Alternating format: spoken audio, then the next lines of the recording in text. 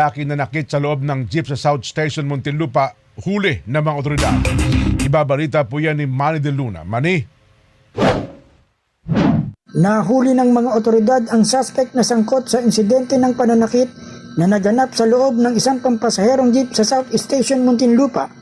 Batay sa salaysay ng nakasaksi, isang lalaking walang suot sa pangitaas ang biglang sumakay sa jeep. Makalipas ng ilang sandali, 3 pang lalaki ang umano'y sumunod at agad itong pinagsusuntok sa loob ng sasakyan.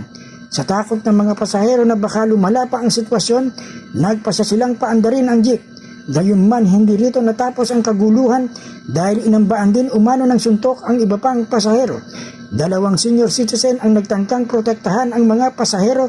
Isa sa kanila ang nagtamo ng matinding pinsala at isinugod sa ospital para sa medical examination at agarang gamutan.